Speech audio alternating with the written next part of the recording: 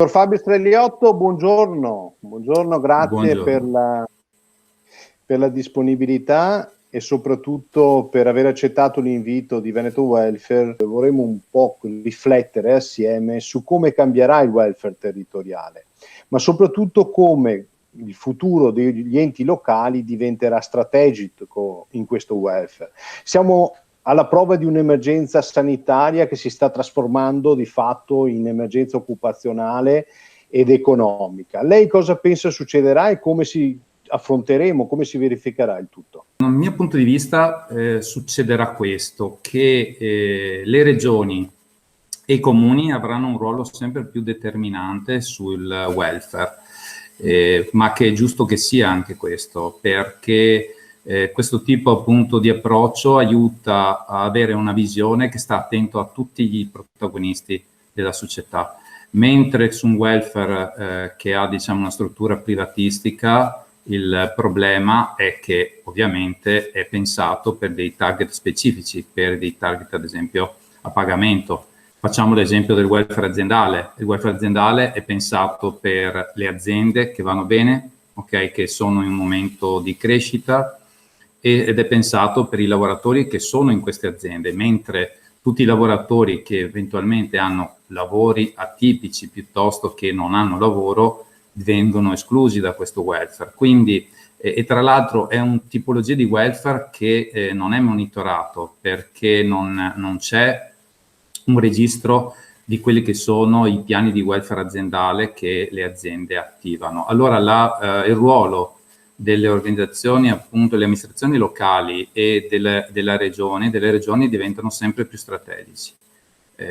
Credo che la regione avrà sempre più un ruolo di monitoraggio e quindi di poter leggere quello che avviene nei territori, e i comuni avranno sempre più un ruolo di hub per gestire e integrare le diverse forme di welfare presenti nel territorio. Quale ruolo secondo lei potranno avere il tema delle piattaforme innovative, gli hub che lei citava? Le piattaforme di welfare aziendale dovranno cambiare. Parlando tra l'altro con diversi provider in queste settimane, si sente proprio, si percepisce come tutti quanti comincino a capire che l'approccio aziendalista, semplicemente appunto piattaforma azienda, non è più l'approccio corretto, e quindi tutti si stanno chiedendo come tenere insieme appunto quel rapporto con l'azienda, ma considerando anche il lavoratore anche un cittadino, quindi sostanzialmente collegato a un territorio. Quindi diventerà sempre più strategico un approccio territoriale. Il problema è che le piattaforme non sono strutturate per gestire un welfare territoriale. Le piattaforme di welfare aziendale sono strutturate per sostanzialmente fornire tutta una serie di flexible benefit ai lavoratori di un'azienda, e se il lavoratore non è più in quell'azienda esce da quella appunto protezione. Ma lo stesso è anche ad esempio per le piattaforme che gestiscono il welfare contrattuale. Pensiamo appunto ai fondi sanitari, piuttosto appunto degli enti bilaterali. Cioè c'è appunto un tema che le piattaforme legate al welfare, sia aziendale che contrattuale, sono appunto piattaforme per un lavoratore che ha una carriera lineare, ma il lavoro si sta trasformando sempre di più in maniera non lineare. Quindi nei buchi, quando una persona non ha un lavoro, in quel caso lì non ha più diritto a nulla, o c'è da immaginare, come credo io, un concetto di metapiattaforma gestito, io credo, almeno auspico, anche da, ad esempio, le regioni, che possano dar continuità di assistenza e continuità appunto di risposte attraverso la piattaforma a queste persone, che quindi non sono più lavoratori ma diventano persone che poi, a seconda del momento storico della propria vita, possono essere un'azienda o possono poi avere un momento appunto di stallo per tanti motivi, da quello che sta succedendo adesso del Covid, ma potrebbe essere semplicemente perché decidono di cambiare lavoro. Attualmente appunto la media di lavoro in un'azienda è di 5 anni. Quindi significa che se io avessi una piattaforma, dopo 5 anni mi stacco, No, se avessi un'azienda che mi dà il welfare aziendale ed entro su un'altra, non è detto che questa azienda abbia il welfare aziendale, potrebbe essere di un altro settore, quindi magari non ho neanche quel fondo sanitario, perché eventualmente entro su un'azienda che ha un altro fondo sanitario e magari anche un altro ente bilaterale, o addirittura appunto un ente previdenziale diverso. Quindi c'è tutto un tema di come dare continuità, e la tecnologia questo potrebbe aiutare, però c'è il tema del ruolo dell'hub, e dal mio punto di vista l'hub per dare continuità a queste politiche non può essere il privato. Lei nelle sue riflessioni disegna un'evoluzione di quello che è un po' il ruolo dei provider, però contemporaneamente chiede un ulteriore passo in avanti da parte dell'ente pubblico. Allora, se da un lato si chiede ai provider di passare da soggetti meno commerciali e più sociali, dall'altro lato c'è un problema di quali azioni il ruolo pubblico possa mettere in cantiere per sostenere quello che poi è il concetto di diffusione del welfare e soprattutto della cultura della previdenza. Ecco, ma allora come potremmo agire? Se il pubblico diventa hub, ecco, definiamolo così, se il pubblico diventa hub e si fa carico poi di quelle che sono la sintesi delle strategie sul territorio, quali sono le azioni possibili? Innanzitutto, perché il pubblico possa fare da hub, deve fare tre cose. La prima, deve avere un approccio appunto coesivo dei vari attori del territorio, quindi non deve sostanzialmente pensare di programmare lui, definire lui a priori cosa fare. Quindi un po' deve riprendere quello che è la riforma del terzo settore in maniera intelligente, quindi la coprogrammazione, la coprogettazione. Questo è strategico che venga fatto.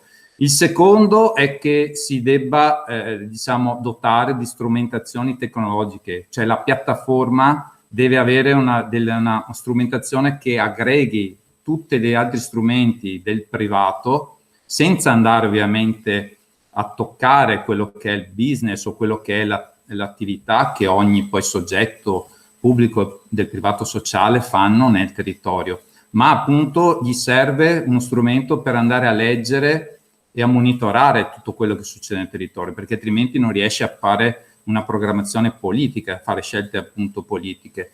E terzo, deve anche attivare una cosa che molto spesso ci dimentichiamo un po' tutti, dell'attivazione della comunità. È una cosa di cui si parla molto spesso, cioè molto poco, ma che diventa secondo me strategico, e si è visto anche in questo periodo. Quando abbiamo bisogno di aiuto, la prima cosa che facciamo è guardarci a chi abbiamo vicino, la cerchia, no? Dei parenti, la cerchia dei vicini. Ma chi non ha questi parenti vicini o chi non li ha più, come fare? Quindi serve la comunità, serve una comunità vicina che ti possa aiutare e supportare nei momenti appunto di difficoltà, e questo lo dovremo curare meglio, perché non c'è nessuna piattaforma, non c'è nessun servizio, non c'è nessuna cosa che può, diciamo, supplire alla comunità. Quindi queste tre cose serve assolutamente farle.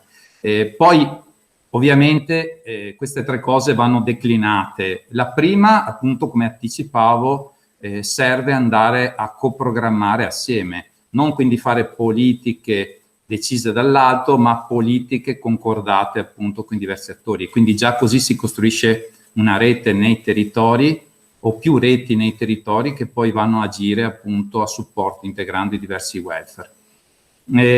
Serve progettare assieme. L'esercizio, ad esempio, che abbiamo fatto noi con alcuni comuni della coprogettazione con diversi attori, utilizzando anche metodologie come il design thinking, ad esempio, che è una metodologia partecipativa che fa emergere, che fa appunto lavorare assieme i diversi soggetti. Io lo trovo appunto un'esperienza molto interessante, che dà anche servizi che rispondono meglio in maniera più innovativa ai bisogni. Lei ritiene quale sarà il ruolo strategico del sindacato, della rappresentanza associativa rispetto a un welfare territoriale che sembra avere sempre più esigenze, soprattutto compensative, se lei mi permette, rispetto a un welfare state che oggi non riesce a dare risposte ai bisogni delle famiglie e ai bisogni delle imprese? Il ruolo del sindacato è molto importante, soprattutto per quel welfare contrattuale bilaterale di cui molto spesso appunto ci dimentichiamo.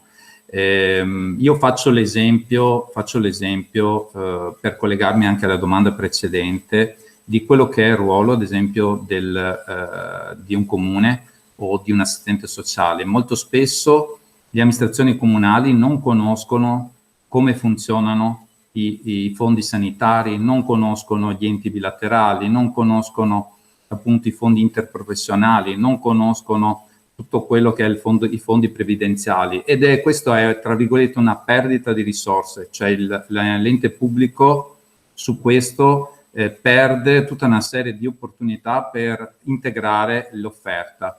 E questo quindi il sindacato dovrebbe, da questo punto di vista, quindi fare un'azione che non è solamente di rappresentanza a, diciamo, livelli solo regionali e nazionali, ma dovrebbe anche agire molto, molto di più a livello territoriale, presso i comuni, presso appunto le amministrazioni comunali.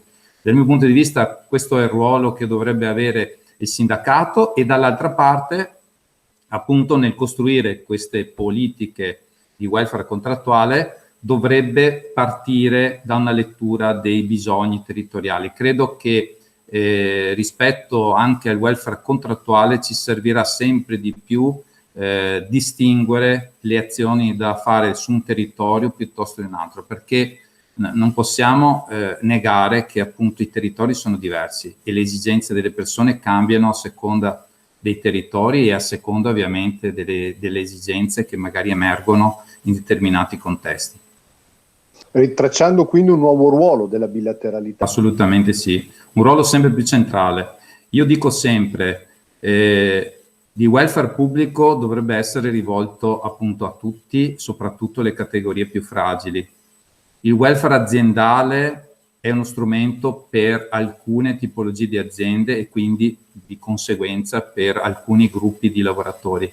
Il welfare bilaterale invece diventa uno strumento per una larga platea di lavoratori, dove appunto viene messo a disposizione di tutti, e poi ragiona su un elemento fondamentale che a me piace molto perché non è né privato né pubblico, ma che è quello mutualistico. E quello mutualistico è appunto dove tutti versano un po' e poi chi ne ha bisogno può usufruirne, e questo secondo me è indispensabile e diventa sempre più importante. Quanto pensa potrà incidere in futuro, alla luce poi dei cambiamenti che abbiamo vissuto in occasione dell'emergenza sanitaria, l'introduzione delle nuove tecnologie? Cioè, come può immaginare l'innovazione e quanto impatterà questa innovazione nelle nuove piattaforme e nel ridisegno di territori che magari avevano nella vicinanza geografica un elemento competitivo e discriminante, quando oggi sembra che l'aspetto, diciamo, geografico non sia più vincolante per la competitività dello stesso territorio oltre delle imprese. Avranno sempre un impatto sempre più forte, solamente che dipende, perché stiamo vivendo un passaggio tra, diciamo, quello che io definisco la tecnologia vecchia, vale a dire quella delle piattaforme come strutturate come un marketplace, ok? Quindi uno entra nella piattaforma e acquista il servizio. Invece si sta sempre più capendo che le nuove piattaforme dovranno essere più una comunità, dove, faccio 3 esempi, il marketplace, perché ovviamente l'aspetto di acquisire dei servizi diventa sempre più legato al territorio, mentre normalmente le piattaforme, ad esempio di welfare aziendale, hanno il problema che generalmente hanno convenzioni a livello nazionale e poco valorizzano i servizi del territorio, perché ovviamente questo ha un costo maggiore, quello di andare a creare reti territoriali. Però si sposterà sempre di più verso questo tipo di approccio, quindi valorizzazione dei servizi del territorio. Un'altra cosa che credo sarà appunto lo sviluppo sempre maggiore è che nelle piattaforme attuali la persona, il lavoratore, è un semplice acquirente, utente che fa degli acquisti di servizi.